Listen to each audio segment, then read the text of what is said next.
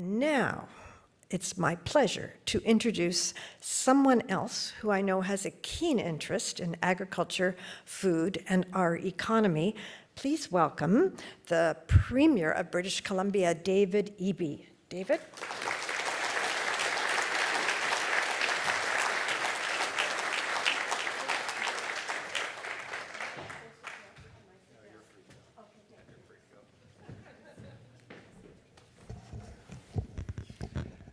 Hi, everybody. Nice to see you. Obviously, it's a difficult time.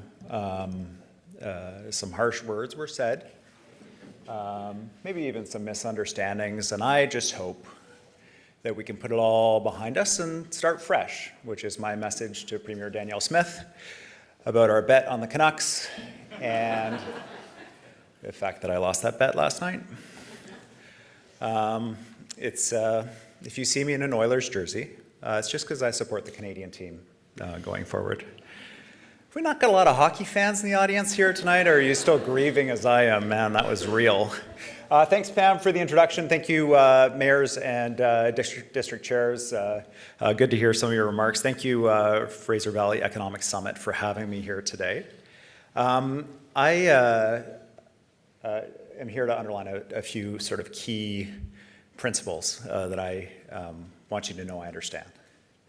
One is that, as Jason said, I know that the success of our province economically, that success runs through the Fraser Valley. And your success means our success as an entire province. And every one of our MLAs understands that, from the food security that's represented here to the advanced manufacturing and the aerospace sector, the Fraser Valley's educational leadership, and some of the innovative work that's being done by some of the local governments here. The agriculture sector alone, $3.8 billion in economic impact, and there is a very bright future ahead for the region. And that future can be realized only if we're all working together: business, local government, First Nations, provincial government, federal government, and of course, labor. Now, we just wrapped up our session in Victoria. It was an important session, as the budget session. So hopefully we'll do some talking about that. I'm going to keep my remarks a bit shorter and have a more conversational Q&A style event here with you today. But the focus, of course, is on supporting people with the costs of daily life, addressing issues related to housing, safe communities, and strong public services. And you're going to see that right through now until the election, which is coming up on the fixed date in October. The debate that we were having in the legislature is an important one for you to know about. It's a debate about what do we do in this moment in time where we see rising global inflation, high central bank interest rates that are directed at and intended to reduce economic activity and have a financial impact on families. That's what they're intended to do, to reduce inflation. And as a result, as a trade-dependent jurisdiction where we see key resource prices lower, impacting a lot of our source of revenue as a provincial government, as well as exports when you see softening economies, particularly in Asia. That all has an impact on our provincial revenues. And so families are seeing that impact in terms of renewing mortgages or their debt that they're carrying. Businesses are seeing that impact. And we see that at the provincial government level as well. So the debate is, and the debate around the budget is, what do we do right now? Do we dial back expenditures, whether those are capital expenditures, schools, hospitals, roads, transit, stuff like that, or services, teachers, nurses, doctors, healthcare workers, other public sector workers that people depend on, childcare? Do we dial that back, or is this the time when people and communities need the support more than ever? And we've made a very clear decision. Our decision is that now is the time when more support is needed than ever. But there are clear commitments from the two major opposition parties that they would reduce provincial government expenditure quite dramatically. That would mean canceling projects, canceling school projects. We have a $4.2 billion capital budget for schools. Canceling transit projects, canceling road expansion. There's no other way to achieve the budget objectives that they're talking about other than to withdraw public services and cancel key infrastructure investments. And that is the discussion that we had throughout the legislative session. And it's important to have that context. Because of careful management over the time we've been in government, we are in the position to be able to make this choice. 6 of 7 budgets balanced, lowest debt to GDP, third lowest debt to GDP ratio in Canada, the fastest GDP growth of any major province post-pandemic, and since 2017. Just last month, we led Canada in private sector job growth, more than 20,000 private sector jobs.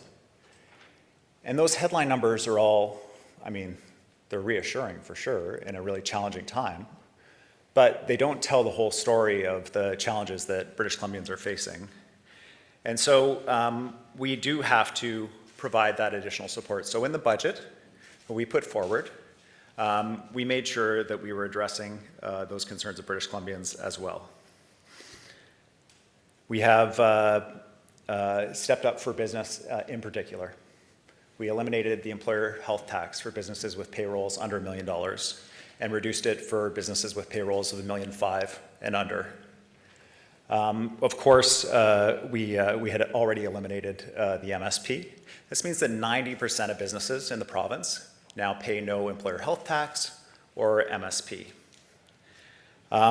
The province as a whole is being guided by an industrial blueprint that includes key sectors that are core here in the Fraser Valley, the aerospace sector, agri-tech and food processing, as well as education. And so making sure that we're focused on priority areas that are represented here in the Fraser Valley, critically important as well.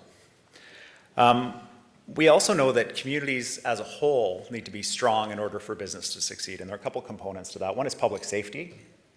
We're still in the grips and perhaps for the foreseeable future of a toxic drug crisis, a public health crisis that's been in the province since 2016, and a crisis that's also affecting our neighbors in Alberta and in Saskatchewan that have seen almost 50% increases in deaths in those provinces as well.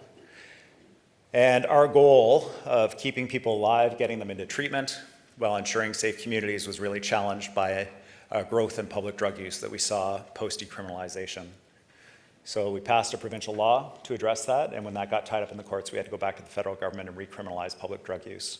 Our commitment to British Columbians is we're going to ensure that communities are safe, that police have the tools they need to address issues like that, but also people struggling with addiction, that we're getting them into treatment.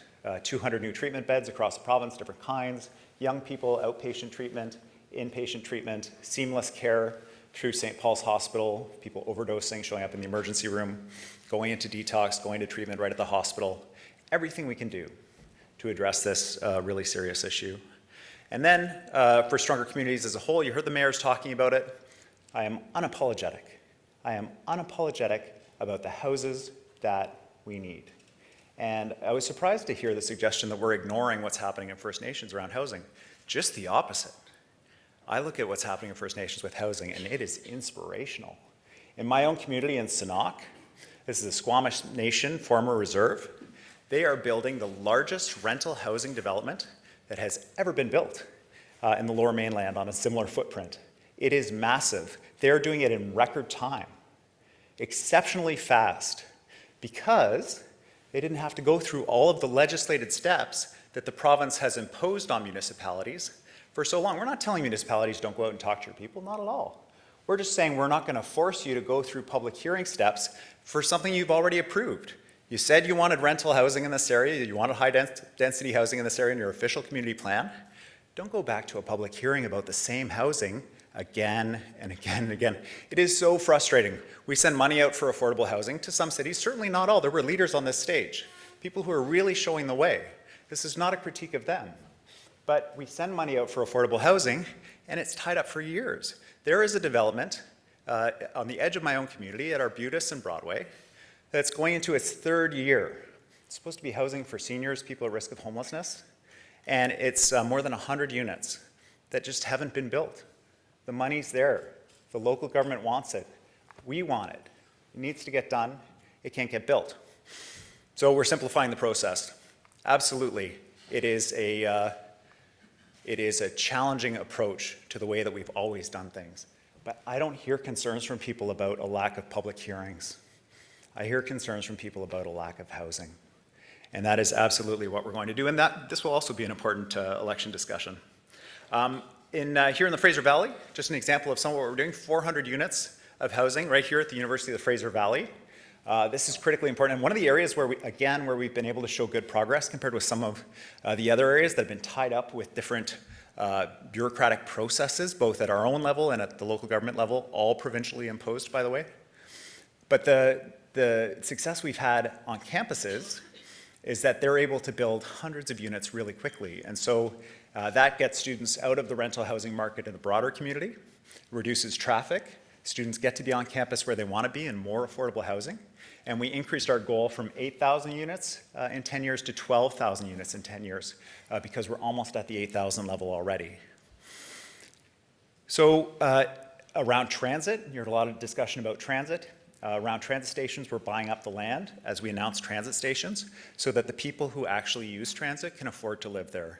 We're partnering with private developers to build that housing near transit, but because we own the land and we're doing it on a leasehold basis, we can reduce those costs of housing close to transit.